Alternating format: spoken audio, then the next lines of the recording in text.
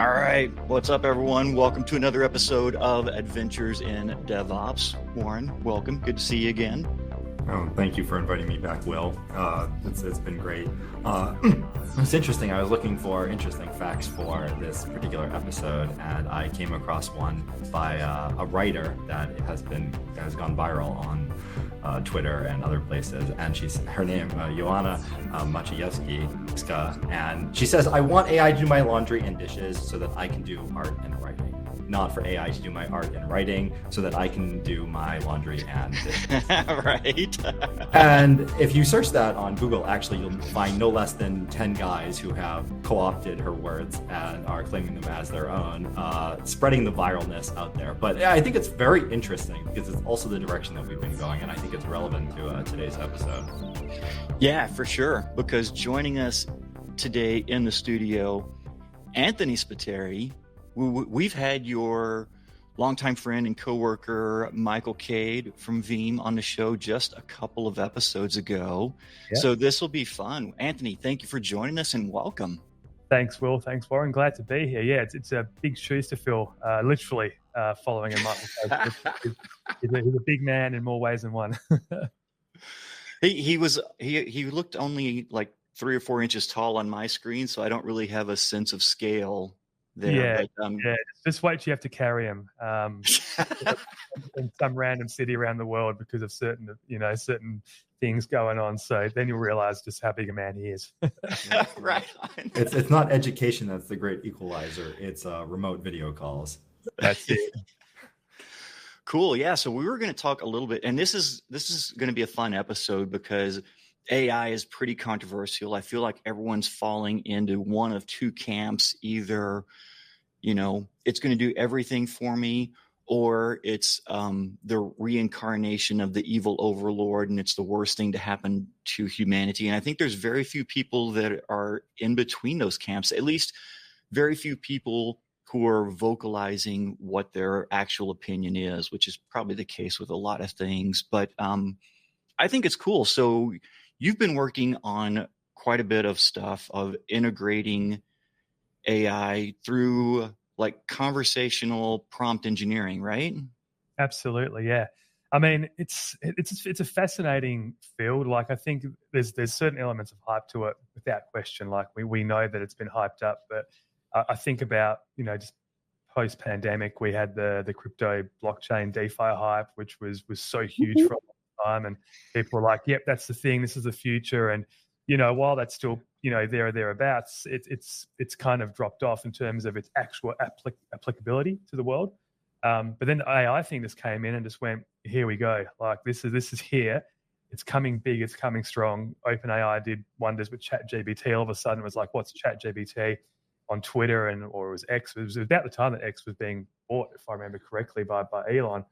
And then all of a sudden we've got this amazing interface that does amazing stuff. And the first thing that I told it to do was to build a script for me. Like I think a lot of people in IT, they didn't ask it any specific questions or anything. They said, "Can you do this? Can you build me a script?" And I think a lot of us in the technical world were in that, DevOps sort of world, or coding, or even infrastructure. This is the application they saw straight away for it. Yeah, for sure. I think my initial use of it is I just asked it bad questions, because I didn't really see any value of it. And then I think it might have been actually one of your tweets that I saw where you did like a conversational example. And I was like, oh, damn, I never thought of doing that. And so now a lot of my interaction with it is it's replacing my Google search because, like in my job, I switch between Terraform and Ansible and GCP and AWS, and just the context switching is huge. And so when I try to remember, like, oh, I know I need to do this, but I don't remember the exact syntax, I've found myself in the habit of asking ChatGPT exactly how to do it. And it's like, oh, yeah, just do this.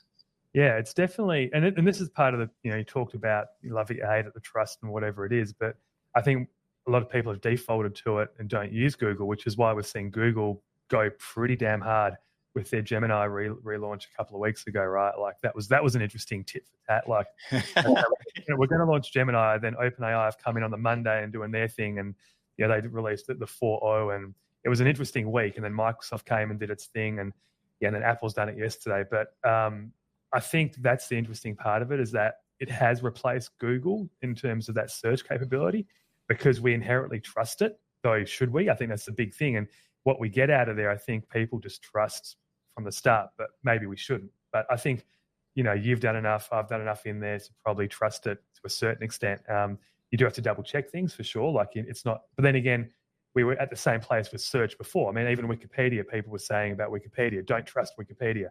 I remember at uni, never use Wikipedia as a citation. We could be wrong. So it's the same sort of stuff. We're just going over it again. Yeah, for sure. And, like the thing a few years ago was copy and paste the answer out of Stack Overflow.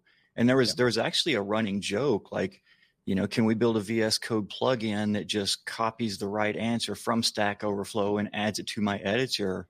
And I think to a large extent, ChatGPT is that plugin. Plugin for sure exists. I think you two may have been way more ahead of me in interacting with ChatGPT than I was. I don't know if I saw the benefit initially. I was like, the code isn't going to be perfect. There's going to be issues there. And now since I've started using it, I definitely are more on the side of, I see the long-winded answers and I'm like, can I get back to just the one word or one sentence answer here, please? Because like otherwise I feel like I have to spend like half an hour training it on what the system prompt should be so that it just gives me the direct answer that I want. Yeah, and that's that's the power of that prompt engineering. So I think I've been big on this in terms of, I've written a few articles on it, especially this year since I've been, using it for the past 18 months or so to do that. You've got to kind of learn how to manipulate it in the right way and sort of train it to say the right things. And don't be afraid getting angry at it as well. And just like, I really treat it like a human. Like I actually get frustrated with the thing and I'll swear at it and I'll call it an asshole. And I'm not sure if I can swear in the show, but I'll just call it every name under the sun. Right. And it doesn't, sometimes it blinks a little bit and goes, hey, sorry, I was just trying to do my job. But I think the more that you interact with it and the more that you treat it like you are maybe talking to a dev team, actually, I don't know whether that's even au fait, because if you talk to someone like that, you might be up for HR, right? Anyway, what I'm trying to say is you talk to it like a human, you learn how to work and manipulate it and coerce it, and you get the best out of it once you learn how to deal with it. And I think that's the same for any sort of platform or large language model that's out there that we are interacting with these days. So I think, sorry, I'm going to jump in here real quick, Warren, because I think there's a big takeaway here. Anthony, you are our agent zero. So when ChatGPT or any AI platform becomes sentient and actually has real world capabilities, I suspect you're going to be the first person they take out because you were just such an asshole to it. It's coming so at me. We need to follow you on X, because when you stop tweeting, we know things have changed. Or it just respects me that much that it puts me in charge. Thinking in command. That's my strategy. It's for sure Rocco's basilisk, right? You should be helping it come to power. Otherwise, you're going to have a problematic future there. Absolutely. So you did, you were telling us before we started recording, which sometimes I feel bad because like sometimes the best parts of this podcast happen before I hit the record button, but I'll try to circle it back in. You were telling us about an app that you built and used some AI platforms as the data source for that, right? Just to sort of like your own self-learning journey on how to best utilize this.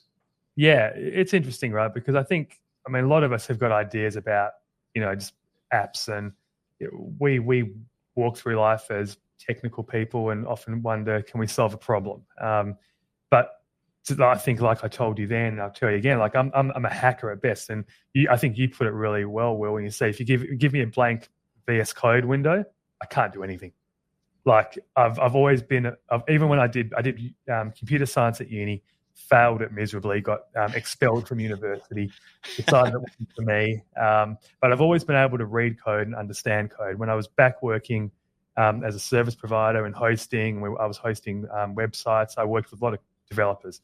A lot of them are really bad. and they produced really bad code. And you got to think back then it was ASP.NET, the original .NET. It was Perl, it was PHP, it was all that. So I learned how to actually, read code pretty well and understand what it was doing and try and trace it back. And if there was a memory leak, go back and tell them. So I've always been good around the hacking of code, but never as a creator of original code, if you know what I mean. So to that end, but I always used to, I could build a website, I could do this or that. So I've always had that in me. But then this particular idea that I had, it's very fun, it's very weird. But I was actually on Michael's 90 Days of DevOps this year talking about this actually. So basically it's an app that it's a location-based services app built with Google location-based APIs and geo searching and all that kind of cool stuff and places and all those cool APIs that Google has to find and locate places that offer black pudding. Now I'm not too sure. Do you guys know what black pudding is? I do, but tell us. Make sure all our listeners know, because this is not something to gloss over. Yeah. So black pudding is basically, it originated in Europe. It's basically a sausage or a sort of roll that is effectively made with pig's blood as the main ingredient, but then other bits of suet and oat and spices and whatnot. And it's a delicacy in the UK, made in different ways. It's typically had for breakfast as part of a full English, a full Irish, full Scottish. But then in places like Germany and other parts of Central Europe, it's basically blood sausage. And in Argentina and in Spain, it's called morcilla. So effectively, I've always loved it. I fell in love with it. It was hard to get. And I was sitting at a cafe one day here in Perth where we don't get it everywhere. I was thinking, man, I really want to go find a cafe that has black pudding. So that was the idea for the app. Right. And I feel like, because I'm obviously from the US, but I feel like that is such a British thing to do, like to travel the world and be like, where can I get black pudding here? Yeah. And I'm not even British, I'm Australian. Yeah. So that's even weird in itself, right? But right. Actually, last week I was in Fort Lauderdale and I found a place like 20 minutes from the hotel. But going back to the sort of DevOps prompt engineering part of this is that I had this idea, and because I know how to construct, I know what makes up an application, right? There's a front end, there's a back end, there's UI, there's database, there's APIs. I know what makes it up. I was basically able to prompt engineer my way to a bit of an MVP. It was about August last year. I was kind of there, just kind of hacking away at it after hours, spending lots of time on ChatGPT. It would give me some code. I'd put it into VS Studio. I'd load it up. Would that work? No. Let's refactor it. Let's go in. Let's refine. So basically months of doing that. In fact, the GitHub commit, I've got it as a private repository on GitHub still, because obviously it's not a public sort of project, but I've done about 700 or 800 commits over the past sort of, I've stopped recently, but over 6 months, right? So there was a lot of commits that I was going in, a lot of iteration. But that's how it grew. I was like, okay, let's start strong. Can we use the Google API to build a map? And then can I prompt ChatGPT to now build me an HTML interface that will actually view that map? And then can we build a Flask application to render some APIs that call that? And then can we build some JavaScript, which will work out the maths to be able to work out the location between 2 points? So all that I was able to articulate into ChatGPT. And at the end of the day, got something that, surprise, worked. And I never forget the first actual time where I saw the map pop up with a location.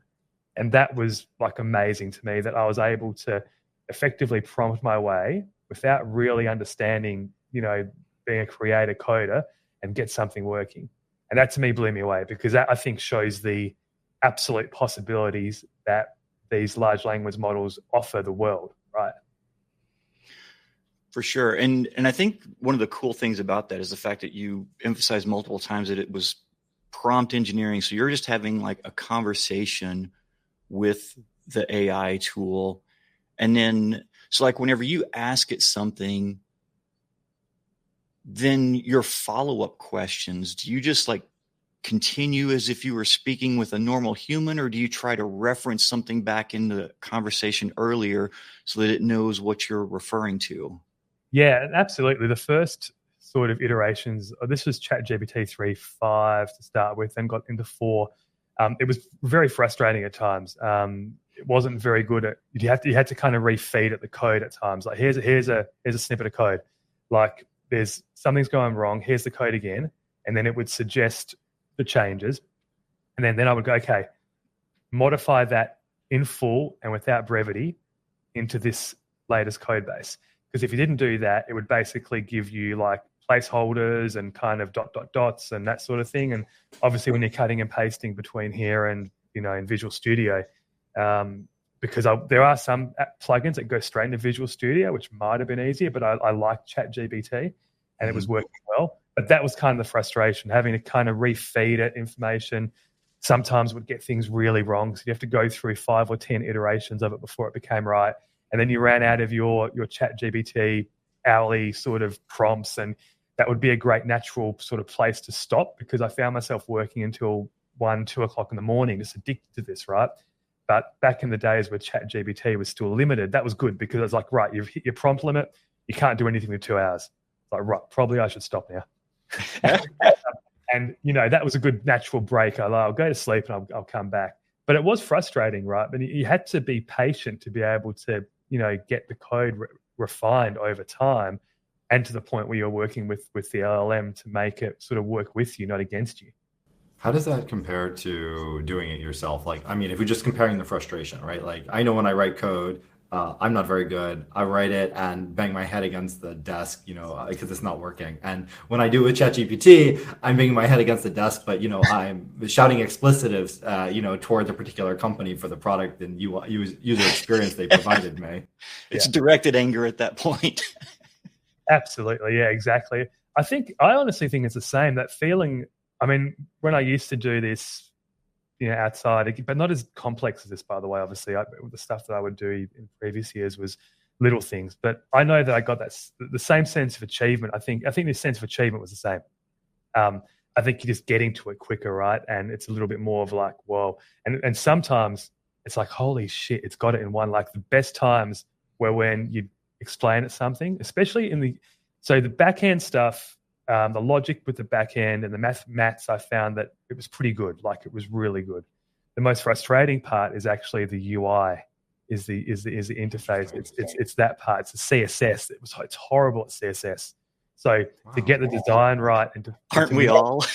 Oh yeah, we all are. And ChatGPT is no different. But I think I'm much better at CSS now than I was, before I started this. And to that point, you obviously learn as you do this. But that was a real frustration, trying to get the UI to change, or let's change a button here. And I know that a good programmer would be able to do this in a second. I think that was the frustrating part, knowing that someone who knew CSS would be able to round that button a little bit more easily. But then ChatGPT had a massive problem doing it. So that was frustrating. But all the hard stuff, the mathematics around, the geolocation and all that kind of stuff, it would nail almost one off those prompts. One of the things that I feel like I learned from my interaction with ChatGPT and other AI tools is improving my communication with real world humans. Because I've noticed this trend lately where we use words like it and that and those. And I was talking with ChatGPT earlier, like it would always get lost whenever I referred to it, because it was trying to guess what it referred to. But then I started looking at conversations I was having with real people, and I started to notice the same thing. Like, oh wait, someone says, hey, did that get fixed? And then if you're talking to 3 people, there's 3 different versions of what that is referring to. So I've actually found like a hidden benefit there, that whenever I'm talking to other people, I use those generic words less and try to specify more clearly what it is I'm actually referring to. Yeah, and that's the part about being concise and efficient with it, to do it to what you want. To be fair, it's getting better at kind of understand, because it's got the memory now. So specifically with ChatGPT, with that memory, you don't need to, like, I had some crazy idea. I always want to go viral on TikToks or whatever, and I'm always thinking about ideas. It hasn't happened yet. So, one day it'll happen. But I was thinking about ideas about what crazy thing could a 45-year-old dude do. And I thought, I play basketball. I love playing basketball at the front of the house. And so I went to ChatGPT and I said, what do you think about this? What do you think about, some basketball dude, mid-40s, probably shouldn't be playing basketball, but does. What if I take a video every day of shooting my shots and, could that be something? And it came back and said, well, that's a great idea. Have you thought of this, and that? Do this, and that. I was like, okay, cool. It's not really a good idea. And then I went away. And then about 3 weeks later, after they released the 4.0 release, or is it Amiga? I forget what the O stands for, whatever it is there. I came back to ChatGPT and I said, hey, how you doing today? And this was a new window, and it came back and said, I'm doing fine. Just wondering, how'd that basketball thing work out for you? Oh, wow. Like weeks earlier, right? So that memory, and I was like, what the hell? Like that was crazy. Actually, I really thought that was scary and cool at the same time. Right. That's a whole interesting aspect now of, because there's a lot of tools for like building habits and like getting like specifically in fitness, the big part about fitness journeys is accountability. I hadn't thought about using ChatGPT as a partner in that conversation. Yeah. Well, actually, I interviewed on the podcast that I go on, I interviewed a guy who was one of the early ML AI innovators, actually invented Shazam, actually. That thing and sold it. It was great. I didn't even know he did that, but he told me about that. But Deepak is his name. I'll get the full name after. But he was telling me that he uses it he tells it to be a specific type of, what's the word? Sort of health. I'm trying to think of the word. A practitioner of health or something. So it's a specific type of mental coach. And then you tell ChatGPT, you are this type of mental coach, and then it will be that mental coach. So, Will, you're right on. People are definitely using it for that sort of mentorship.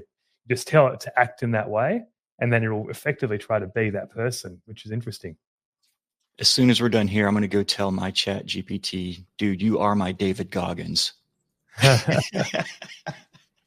What is your podcast? Just so that anyone listening to ours can go check yours out.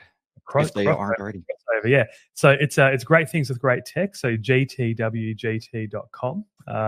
It's been going I started it in the depths of the pandemic, actually. Like it was another one of those crazy ideas that I had about doing something around great technology. And 84, 85 episodes later, it's still going pretty strong. Just had Jack Resider on. Actually, if you know Darknet Diaries. So that was like a massive coup. I still don't know how that happened. But managed to get him on, and we had a great 1 hour conversation about all things Darknet Diaries. And that was almost like a highlight. And I kind of joked with myself. I'm like, well, where do I go now? I've kind of got that's kind of a highlight. Everything else is going to be pretty shitty from here on in. No. But I just love talking to great tech companies. So I get great benefit out of that. Learn a lot while I'm talking to people, and have a good time doing it. That's been the biggest benefit to me, to being the host of this show.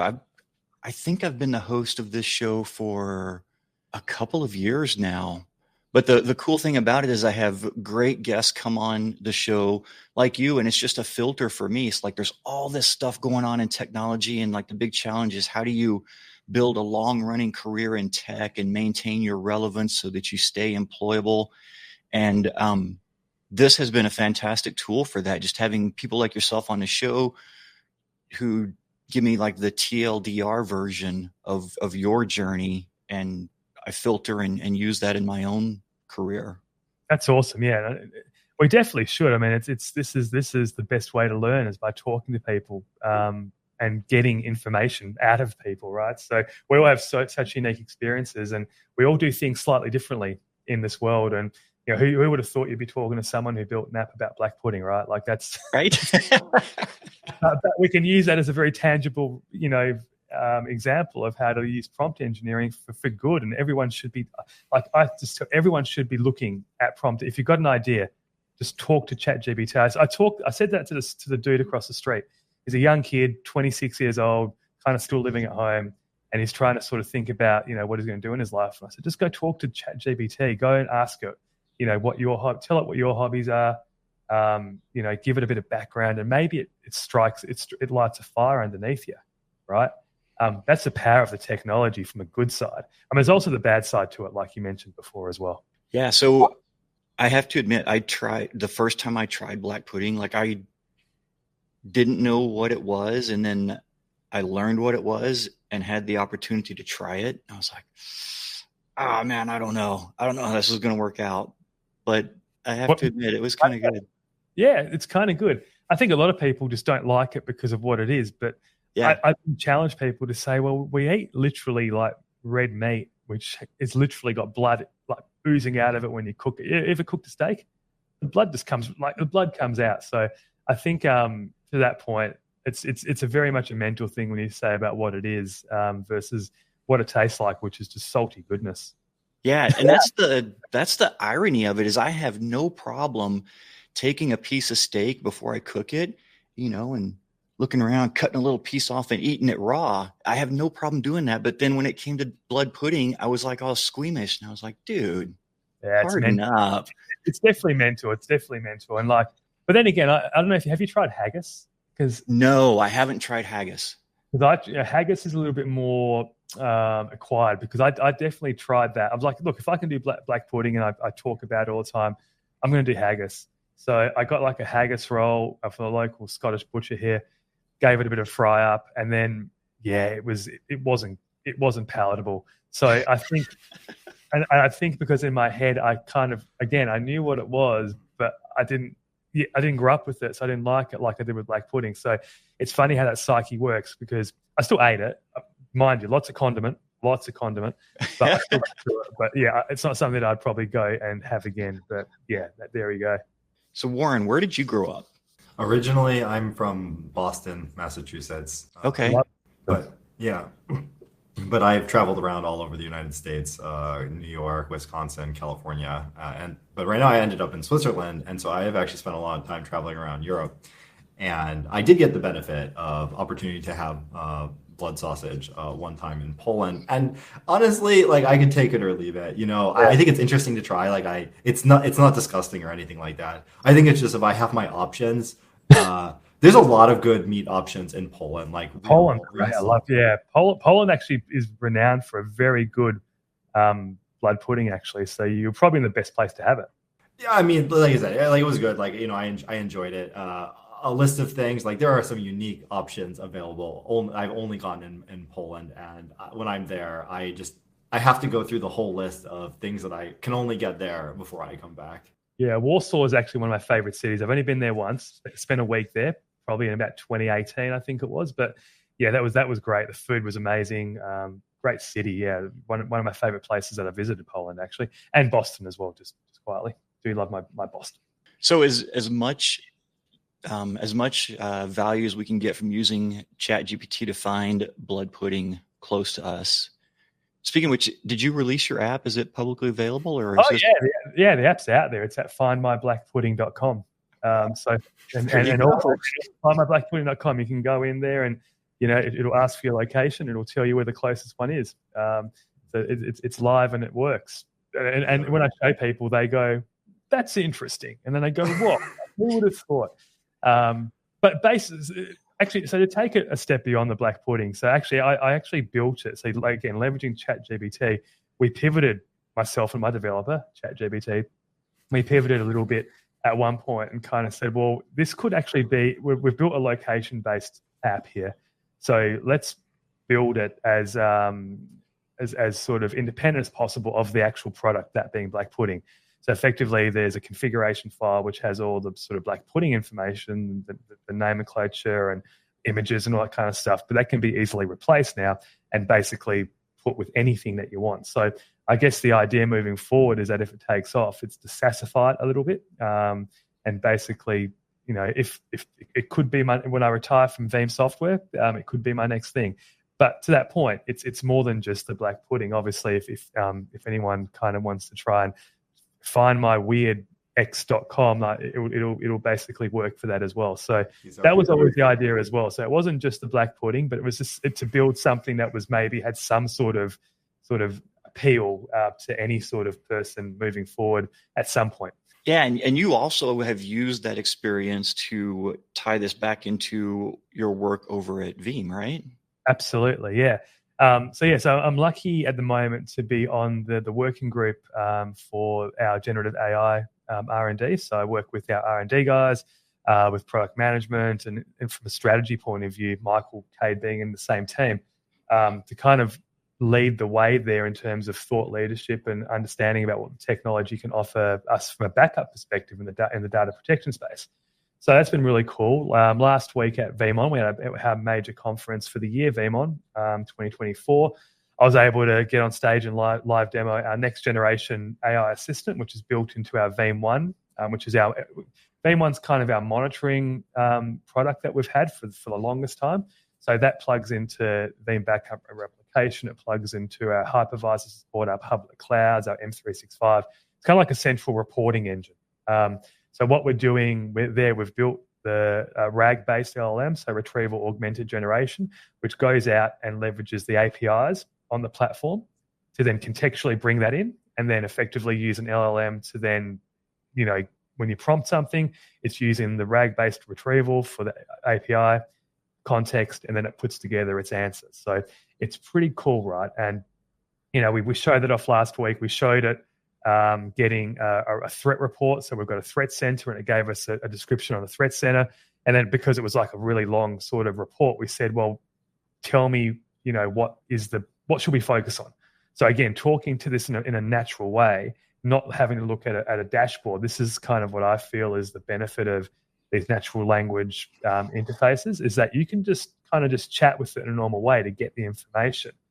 And certainly with product like Veeam One, you definitely want to try and get to the crux of what's going wrong quickly.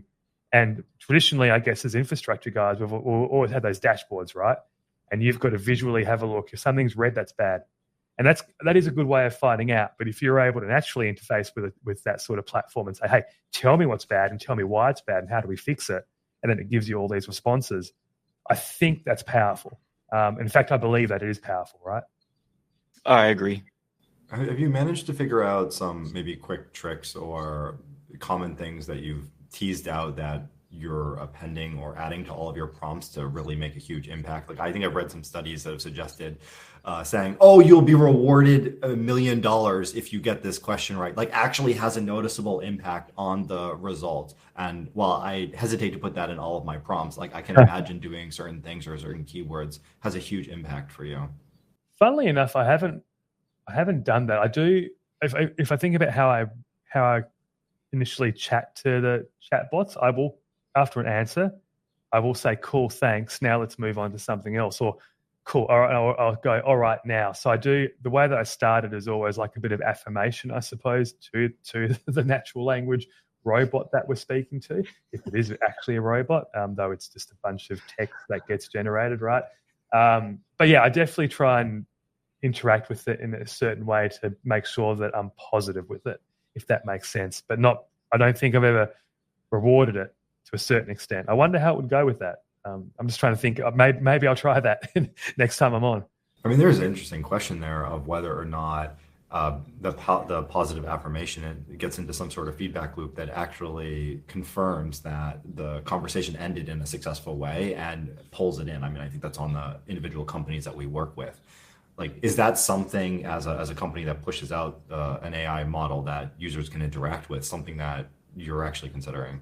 I think the thing that we need to work out as a data platform, and where we're working on now even more, it's like biggest threats within cyber and malware in the systems.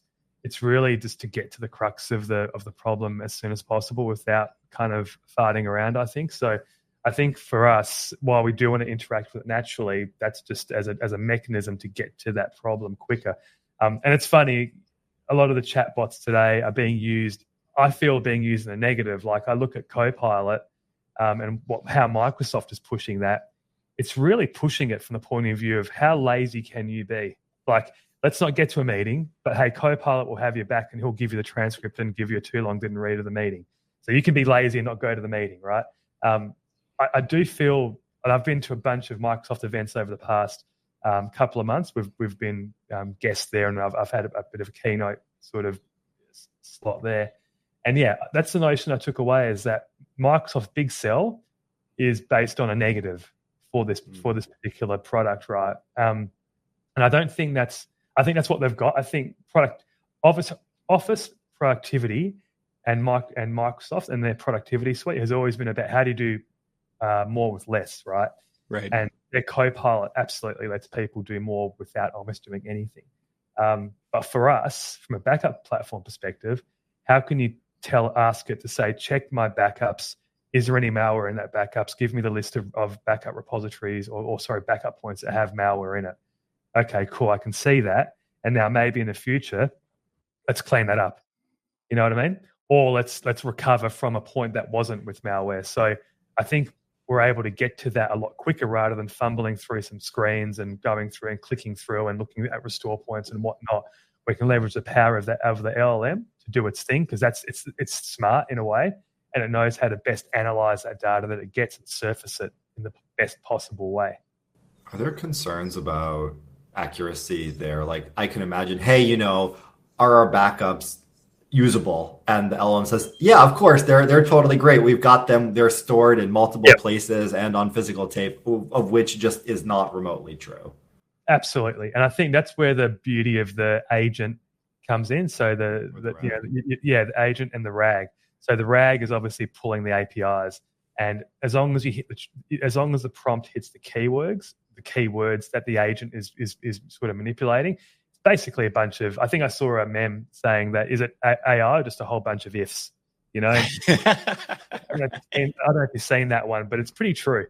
But yeah, so to your point, absolutely, there needs to be refinement and implicit trust that what you're getting is correct. And it goes back to our first part of the conversation, right, where we're talking about, do you trust it? Well, you kind of just have to at that point. But knowing that you've got it from live data, I think adds an element of trust to it.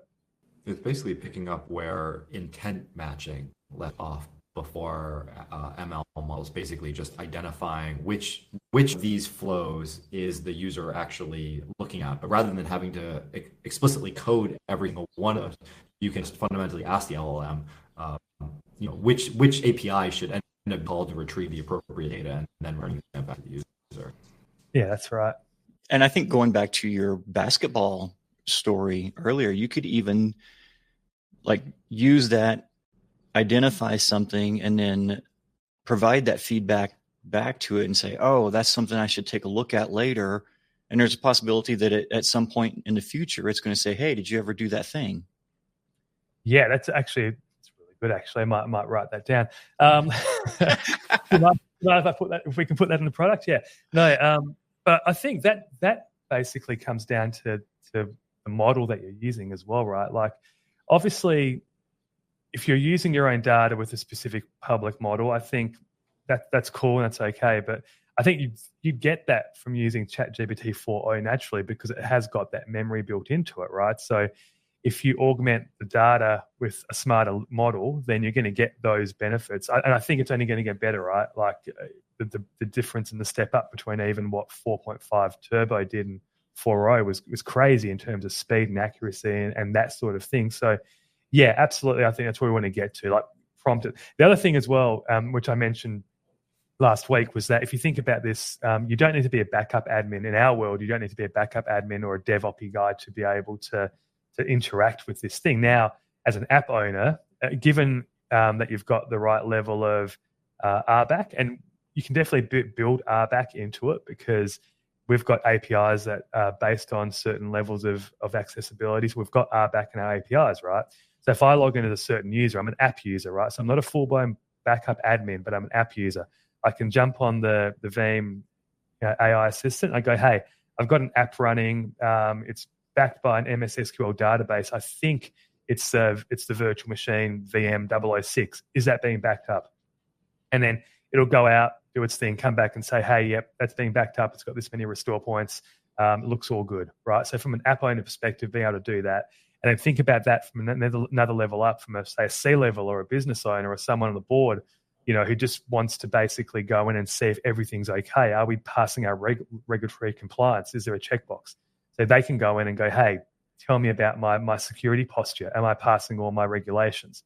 And I think that would be able to come through instead of them logging in or getting a report or having to deal with dashboards or whatever it might be, or a CLI.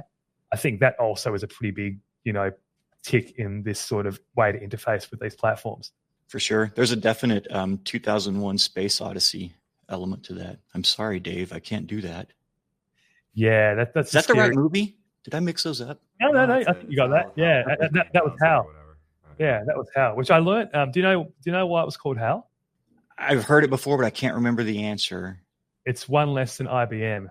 So that's right. HAL is what IBM one removed. And they did that on purpose because IBM was the big baddie back then, right? In terms of computing. So yeah, they named it HAL. It worked pretty well. Has there been any sort of follow-up or concern regarding, I think there was a LLM integrated into, I think it was Canadian Airlines support service, who had promised reduction in prices or something like that, and the court actually held them to what the LLM was saying. Yeah, I mean, there's so much gray area around legality still, which we have to work out, where everyone's rushing to do it. I mean, you saw Elon's tweet. I'm not sure you saw Elon's response to Apple yesterday.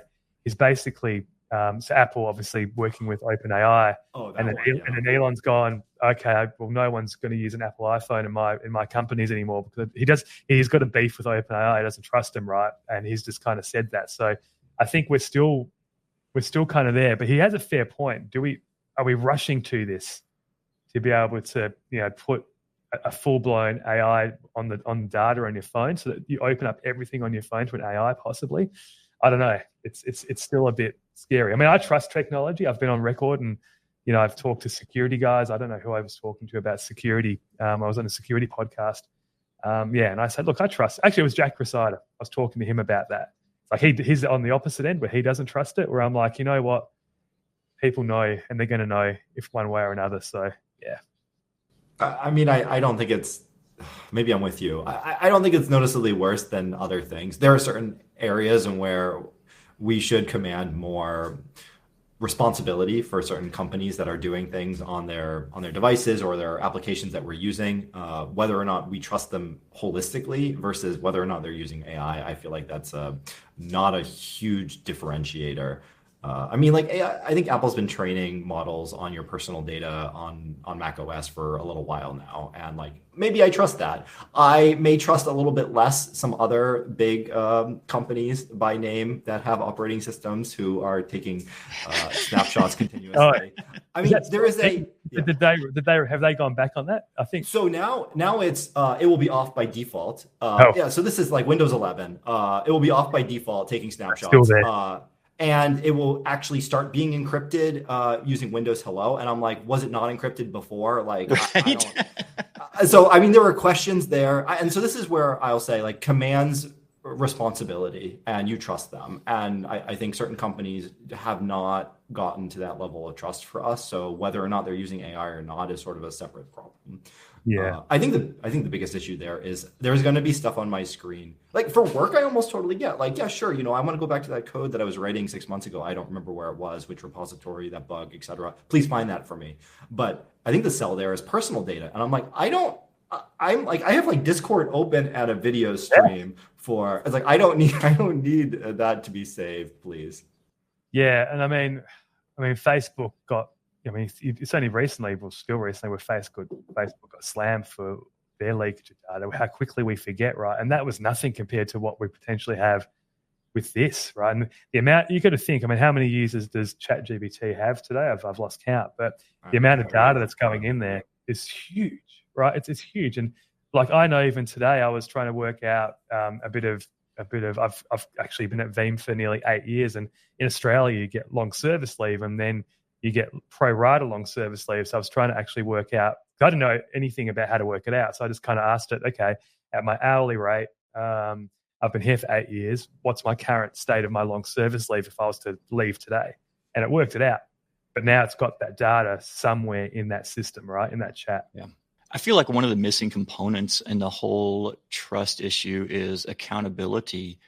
Because I think some level of distrust is warranted, but the thing that's really missing is accountability. You know, if you look at all of the examples of security breaches where personal data has been exposed, there's absolutely no reason for companies to invest in security, because the worst case scenario is you have to pay for 6 months of credit monitoring for a few people. And of that, only the ones that take you up on the offer, which is a very small number. So companies aren't incentivized at all to be good stewards of their data. And I think until we change that, we will have trust issues and more data leaks.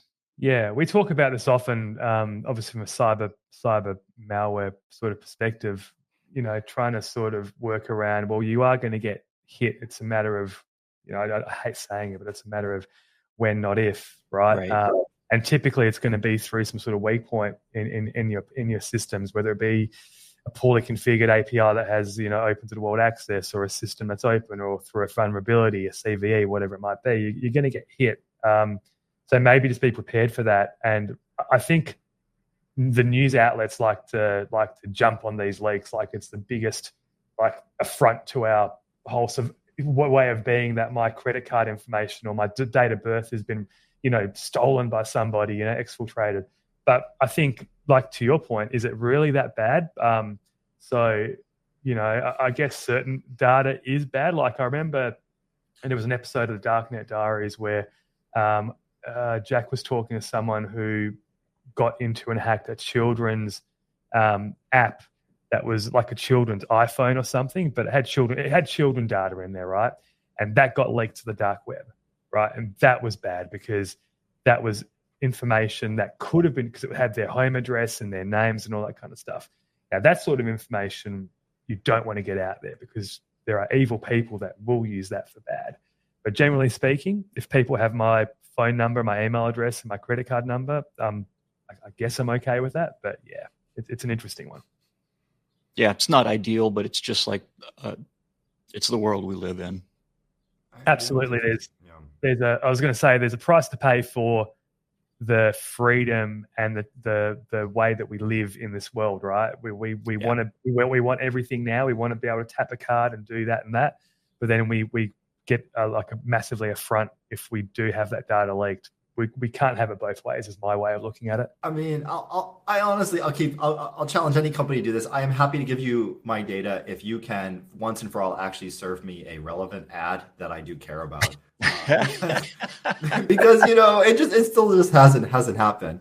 Actually, to the previous point, my CEO was giving a pretty great talk on security and implications there, and you brought this up, Will, about actually does the law need to change? And it's interesting because we have our business in Switzerland, and Switzerland's the only country, as far as we've been able to identify, that has non-corporate laws for leaking data, but individual penalties if you are an executive of a company that encourages or does not lean into protecting user data, up to, I think it's like $250,000 fine and potentially more depending on what actually happens. You are individually liable for that, whereas no other country really has that. And you can even get insurance on, oops, we leaked customer data. And then these news companies come and pick it up, and it almost serves as an advertisement for them. Hey, did you hear about this company that leaked their data? Now you know about them. You know, positive reinforcement. You're going to go and actually potentially buy that brand now. So they're being rewarded. I would really like to see the news outlets actually lean into helping us as well. I think public opinion can go a long way, and I don't know if you have any particular thoughts there. Yeah, I think public opinion is strong. Like I know in Australia we had some really big leaks. Optus had a breach. Medicare, Medibank. There's been a few big ones. The Optus one was probably the bigger. Optus is like our Verizon or one of our big carriers over here, and they had a massive leak through an API that was open. Right, it was an open API, so data exfiltration. It wasn't an attack. They didn't take down any systems, but that did make the government act and put the onus back on other corporations to make sure that they at least were compliant in some way, right? So there's mandates that have been released because of that, like checks that you have to kind of follow. So yeah, the media has made things positive, but again, such a grey area that I think country to country, it's just so different. I think the latest one that's still a bit weird is the Ticketmaster one that's still kind of out there, right? That was Snowflake was the platform there. Snowflake hasn't really been hit too hard by that, and Ticketmaster hasn't released any details as to what got leaked yet. So we're still kind of waiting on that one, but that's another big one of late. Yeah, I mean, I saw a really good follow-up from there is like a good reminder of Snowflake and their customers all have certifications proving that they're secure, and that didn't really get them anything. So it's a good reminder that these things have no indication that you are secure. Like if your internal practices aren't actually being monitored, your policies aren't actually being followed, they don't really amount to much. Yeah, and to that point, the way that we've been talking about it at Veeam, and we spent the last year basically scaring the shit out of people at roundtables, talking to them about how they should be ready for this sort of stuff, and then have you got good data protection as part of that strategy. But I think the dark web and the pointy end of the stick getting pointier, right? Like being able to use LLMs, going back to the prompt engineering and LLM. I was writing encryption algorithms in the early days because I wanted to show off a bit of a demo at last year's conference, and I was able to find an open S3 bucket and encrypt that bucket, and I did that all with ChatGPT. Now it told me that I shouldn't use it and I shouldn't use this because it was bad, but I basically again coerced it and prompt engineered my way into getting it done.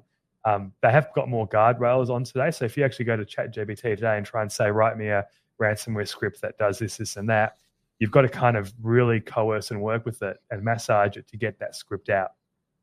Okay. Yeah, you should be able to still do it. But that said, on the dark web, there's all these unguarded and sort of open versions of these chat LLMs that will write these for you, right? There's the Worm GPT is the one that I think is the most popular one out there. It's basically a rip of ChatGPT to a certain extent, but it will write you phishing emails, ransomware emails. It'll write you encryption tooling. So yeah, if those tools are out there, it means that not only are the good guys or the ransomware companies not the good guys, the guys that are good at ransomware, bad guys, but the guys that are good at it, they're getting better at it. But then you put that in the hands of just your everyday little indie hacker or a little script kiddie who's able to now do some really powerful stuff because they can leverage the technology. That's scary. And that's where we've got to stay ahead of the game.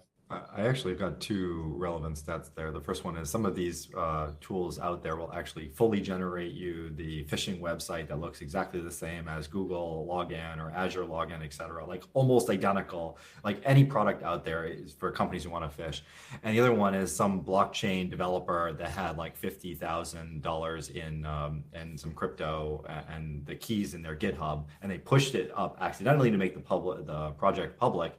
It only took 2 minutes for the entire wallet to be drained. Like that is ridiculous. Like 2 minutes for the keys to be not only scraped, but also utilized and the wallet drained.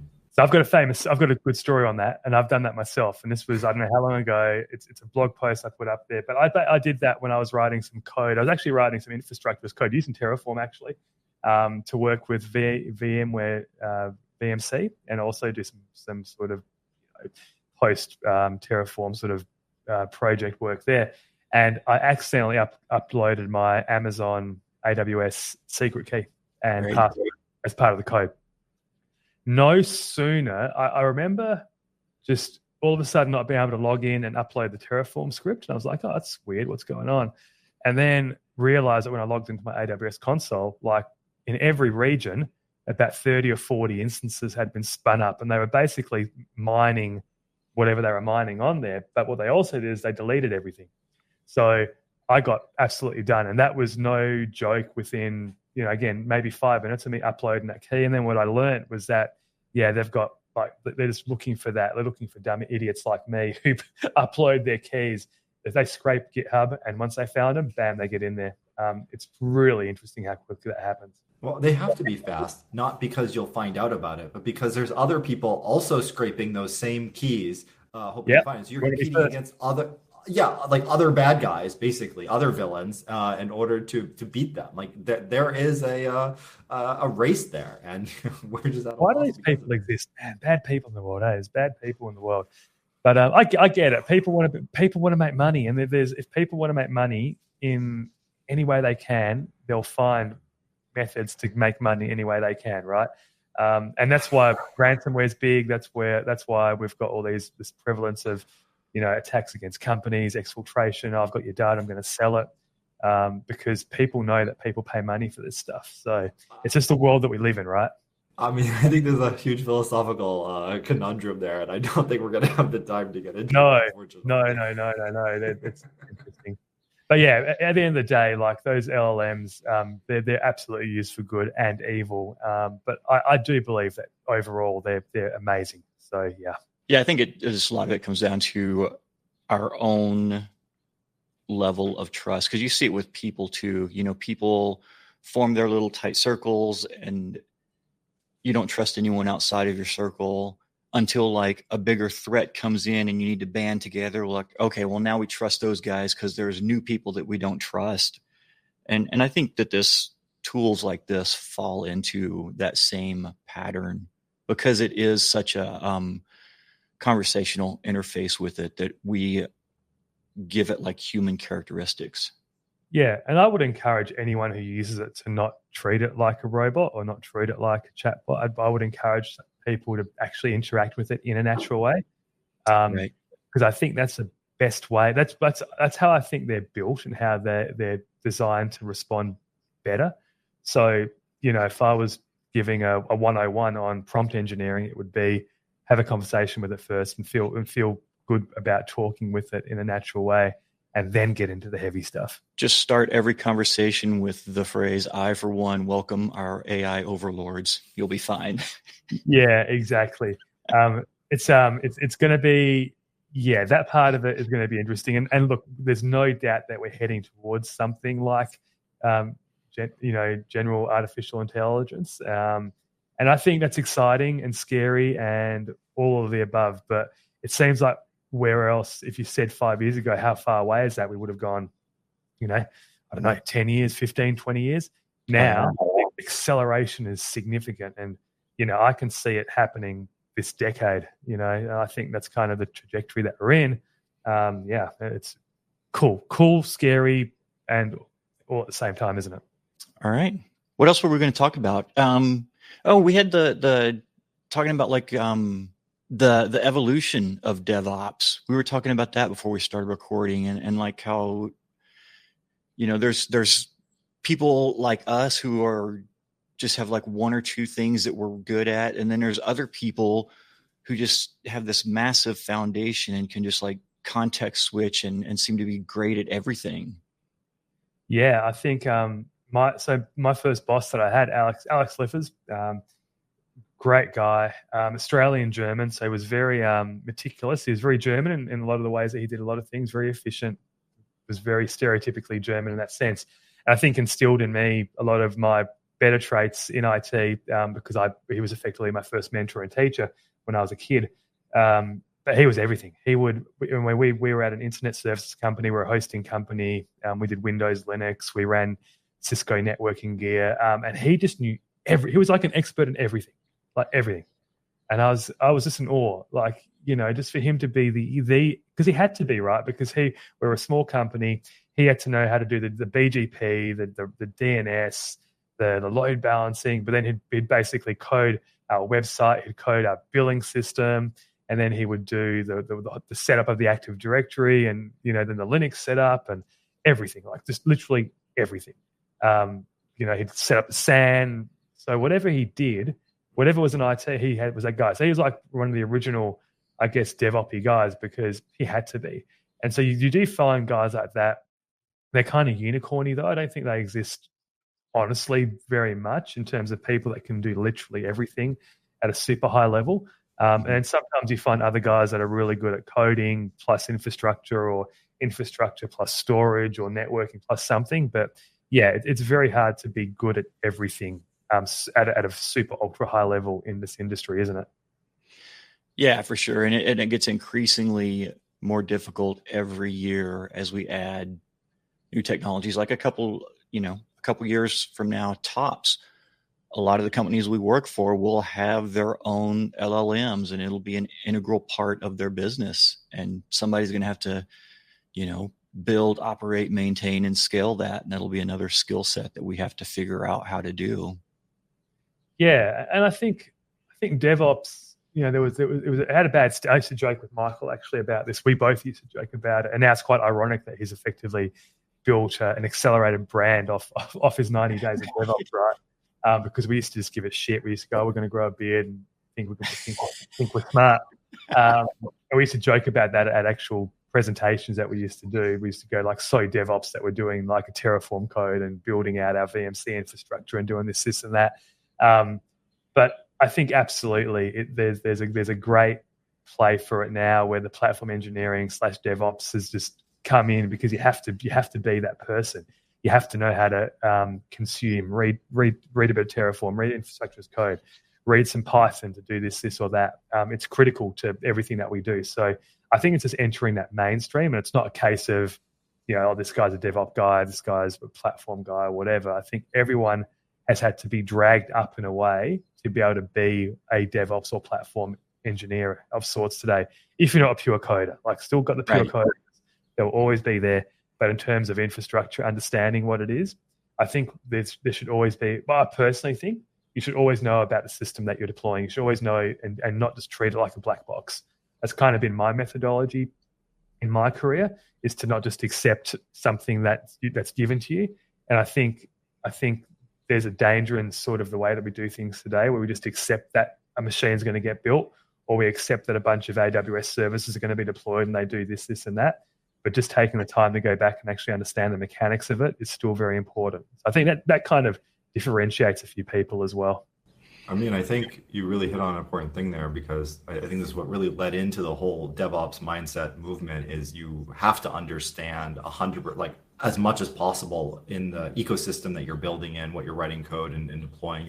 A single team is cross-functional, responsible for everything, and that at the same time, there's more and more that we have to learn about and know, and maybe really the only way in which we can be successful is if we are adding LLMs as our team members to actually expand out our knowledge and expertise there, because there is just more and more things that I just don't think anyone can reasonably become an expert in 100% of everything they should be.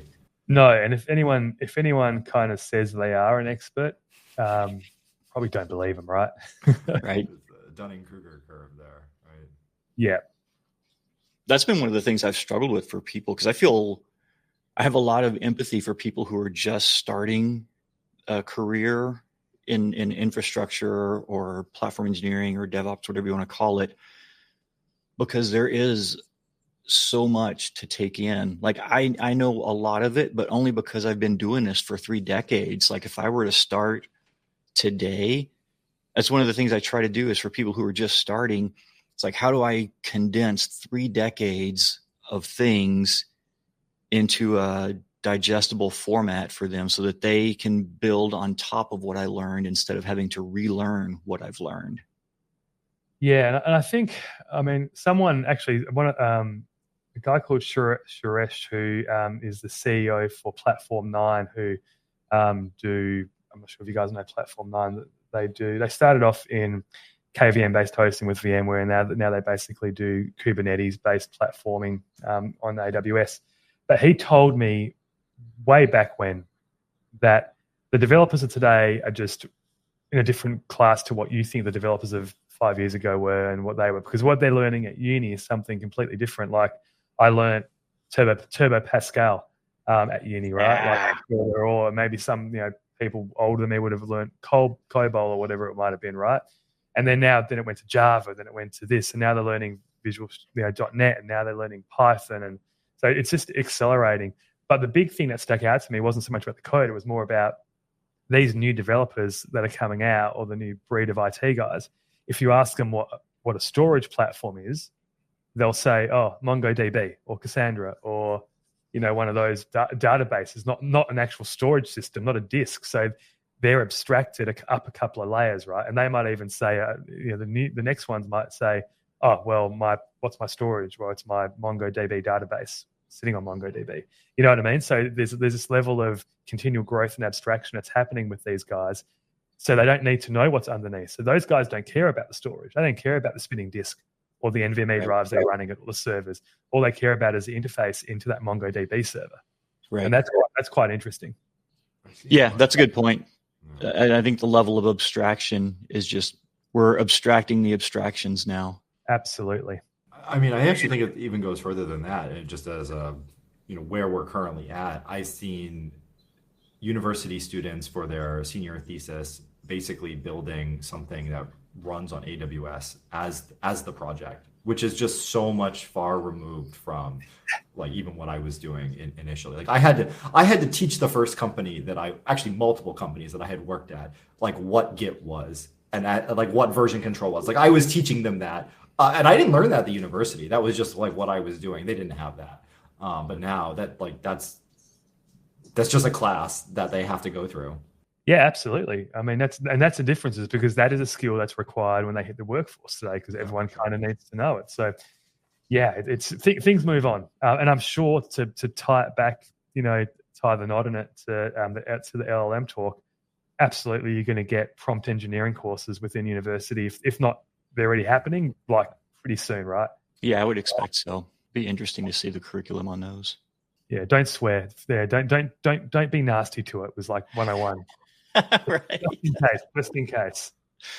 Right, because if you're in college now, you likely will live long enough to see this thing have a real world interface, and it's going to come back with those things you said. Absolutely. Awesome. Should we do some picks? Yeah, I'm excited about this. All right, cool. Warren, can you kick us off? Yeah, for sure. So I've been holding this particular pick for a few weeks now, because I knew the episode on prompt engineering was coming. So if you're unfamiliar with the newsletter TLDR, there's a TLDR security written by Clint Gibler and Remy McCarthy, who are absolutely fantastic.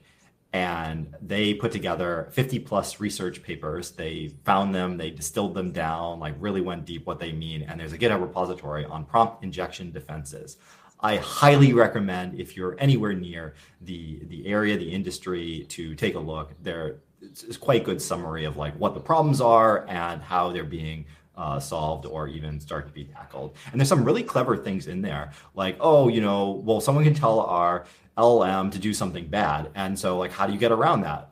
One of them I found really interesting was, run it like back through itself, like get the result and then like parse it and then like pass it back through the same LLM or like another LLM and see if that one was validated. And so using a graph of LLMs, get them to sort of validate the response from a different one and whether or not that's it. Because like, even if you can get over the system prompt of the first one, if the output of that has to still match the second one that you're able to have better security over, you can subvert attacks that way. And the list goes on and on. I think there's over 50 in there.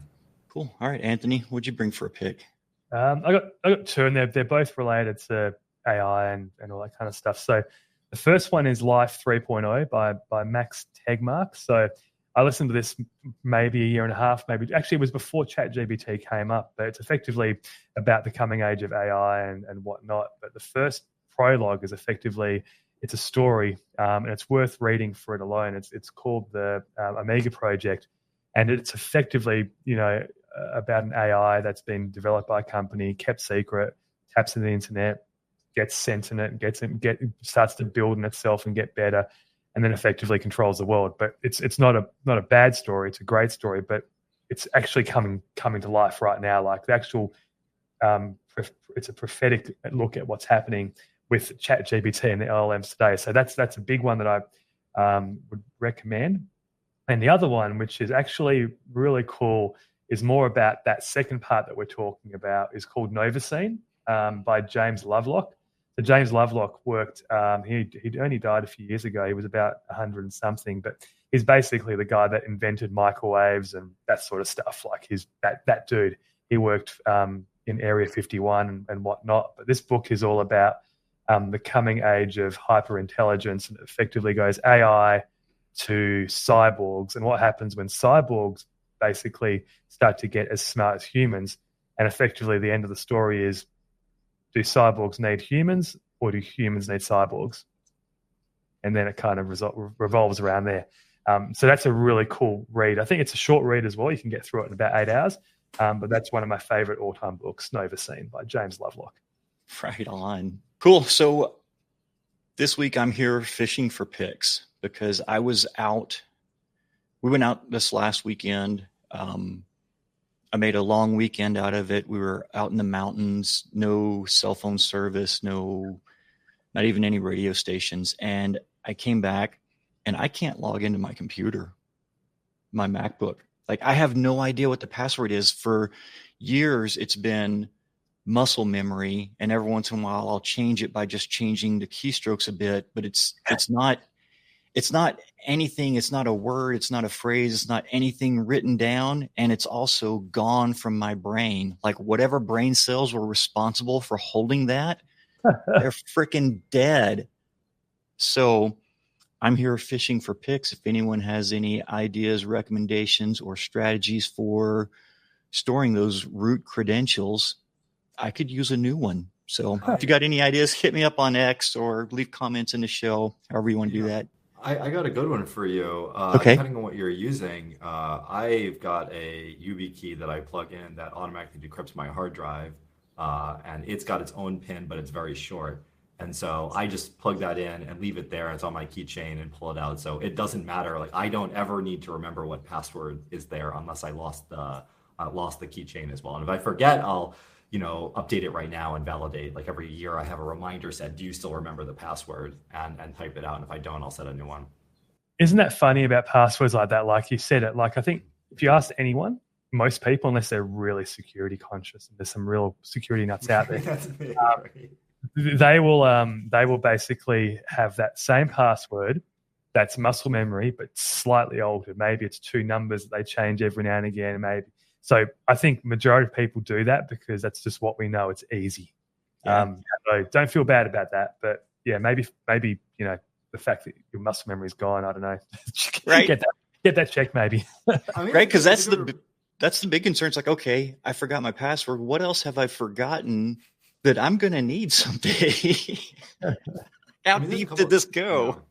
Well, I mean, the good news is, Will, that unless you actually damage those neurons, the pathways are still there. You need to re-trigger them, but the connections in the neural net that's processing over those neurons does degrade. So you can retrain it by going through whatever process you would normally go through and try to get your hands in the right spot on the keyboard, and it may come back to you. Or just go to Elon. He's got like a little plug-in to the head now. No kidding. I'm sure you guys have seen like the similar tweets and stuff similar to where they'll tweet someone at CIA, say, hey, I forgot this piece of information. Can you guys send me your backup copy of it? I'll send out a tweet at CIA. Can you send me my password? Somebody will do it. Cool. All right. Well, Anthony, thank you so much for being on the show. This has been a great chat. It's been really fun, actually. I really enjoyed the conversation. Love it. It's been good. We've gone on different places. And Warren, I reckon you talked about ads. I reckon you're going to get ads about black pudding now. So just get ready for that. Right. For sure. There is. So I can say that Amazon seems to have improved their ad platform a lot, because I used to have this running joke with a really good friend of mine where we would find less than professional things for sale on Amazon and send each other links, masking them or whatever, just to get the other person to click on them. And then every time they logged into Amazon in front of their wife or something, there would be these really odd ads, and it was just great fun. But then I had another friend who, I think it's been about 2 years ago now. He was having open heart surgery, and we were really concerned about him. And so I wanted to make sure that he was in a good mood before he went to the hospital that morning. So I went on Amazon and I ordered a blow-up sex doll. And then I took it around to all my friends, and, we all wrote stupid stuff on it. And then I filled it with helium and tied it to his mailbox so that whenever his wife took him to the hospital that morning, there was a blow-up sex doll flying above his house. And And so I was really worried about the next time I logged into Amazon after that, like thinking, okay, what are they going to show me? I didn't get anything, like not even like, hey, here's other sex dolls. Yeah, here's other sex dolls you might be interested in, or here's things to go with the sex. None of that stuff. I didn't get anything. So they appear to have done some work there. Yeah, or maybe there's this one type of sex doll on Amazon. You bought it, and that was it. Right? It was the only one they sell. The only one they sell. That's it. You got the premium model. Right. Bam, bam. This is our top of the line model. Speaking of cyborgs, yeah. Anyway, awesome. All right, cool. Thanks, everyone. Anthony, thank you. Warren, thank you. And to all our listeners, thank you for listening and supporting the show. And we'll see y'all next week.